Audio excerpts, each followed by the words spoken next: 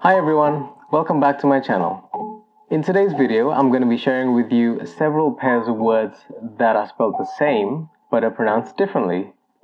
There's a technical term for this. They're called heteronyms. Now this usually happens because they are different types of words. They can be a noun and a verb, or an adjective and a noun, or etc. Some of them have meanings that are somewhat related, while others have completely different meanings. And this is why it can be really confusing for English learners, because in order to correctly pronounce a particular word, you need to know which meaning of the word you are using. So, let's get started. The first pair of words is separate and separate. If you're using the adjective form of this word, you would pronounce it as separate, only 2 syllables.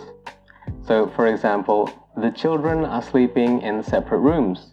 But if you're using the verb form of this word, it becomes separate, so 3 syllables. So, for example, if you try to mix oil and water, they will eventually separate. Separate and separate. Now, there are other words that follow a similar pattern to this one, because they also end in ate. These words are deliberate and deliberate, alternate and alternate, and moderate and moderate. The next one is present and present. If you're using the noun form of this word, you'd pronounce it as present. For example, I gave him a present for his birthday. But if you're using the verb form of this word, you'd pronounce it as present. For example, the researchers will present their findings tomorrow. The next one is excuse and excuse.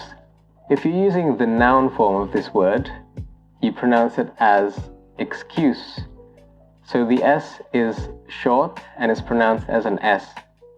Excuse. For example, I have no excuses for my mistake. But if you're using the verb form of this word, it's pronounced excuse. So the U is pronounced longer, and the S is now pronounced as a Z. So for example, will you please excuse me? Excuse and excuse.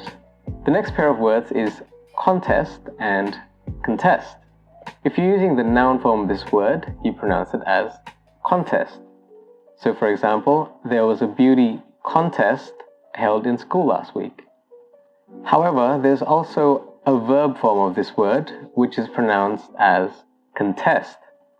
Now this means to oppose something. So for example, the employee is going to contest his termination. The next one is contract and contract. If you're using the noun form of this word, it's pronounced contract. So for example, I have signed a contract with a company. Now if you're using the verb form of this word, you pronounce it as contract. And this word means to reduce in size or become smaller. So an example of this would be, the economy is predicted to further contract next year. Contract and contract. The next word is produce and produce. If you're using the noun form of this word, you pronounce it as produce.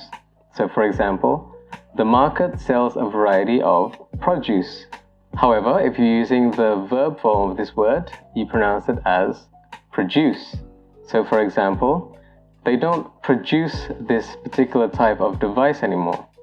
The next word is project and project. If you're using the noun form of this word, you pronounce it as project.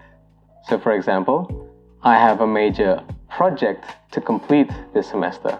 But if you're using the verb form of this word, you pronounce it as project. And this can mean to predict or to forecast something. So for example, unemployment is projected to fall this year. The next one is record and record. If you're using the noun form of this word, you pronounce it as record. So for example, the school has your name and address on record. However, if you're using the verb form of this word, it becomes record.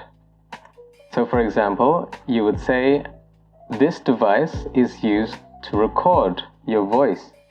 The next one is object and object. If you're using the noun form of this word, you pronounce it as object. So for example, we were asked to hold the object in our hands. If you're using the verb form of this word, it becomes object. And this can mean to disagree with something. So an example would be, the local residents strongly object to the construction plan. There's also another word that follows a similar pattern to this one, and that is subject. Subject, subject. The next one is led and lead. If you're using the noun form of this word, you pronounce it as led, and this means the metal lead. So an example would be, exposure to lead is harmful to humans. But if you're using the verb form of this word, you pronounce it as lead with a long E. So an example would be, the leader of the group leads the discussion. The next one is tear and tear. If you're using the noun form of this word, you pronounce it as tear. So for example, when you cry, you shed a tear. But when you're using the verb form of this word, it becomes tear. So you would tear a piece of paper. The next one is close and close. If you're using the adjective, you'd pronounce it as close. So the O would be short, and you pronounce the S as an S. So for example, my apartment is close to the university. However, if you're using the verb form of this word, it becomes close. So the O is longer, and the S is now pronounced as a Z. So for example, I asked my brother to close the window. The next one is wind and wind. If you're using the noun form of this word, you pronounce it as wind. So for example, the wind blows over the hills. But if you're using the verb form of this word, you pronounce it as wind. And it could mean to turn something. So an example would be, sometimes I need to wind my automatic watch. The next pair of words is content and content. If you're using the noun form of this word, you'd pronounce it as content. So an example would be, I like to make content on YouTube, like what I'm doing now. However, if you're using the adjective, you'd pronounce it as content. So an example would be, I'm quite content with what I have now. The last one is minute and minute. If you're using the noun form of this word, you pronounce it as minute. So, for example, you'd say, please wait a minute. But if you're using the adjective form of this word, you pronounce it as minute. So the I becomes an I, and the U becomes a long U. Minute. So an example would be, the difference is minute, and it means very, very small. So that was it, guys. Heteronyms, or words that are spelled the same but pronounced differently. Now, you may be asking, is there a way to memorize all this? Because it seems like a lot. Well, some of them do follow a particular pattern, and it usually applies to those words with two syllables that can either be a noun or a verb. The noun usually has the stress on the first syllable, while the verb has the stress on the second syllable.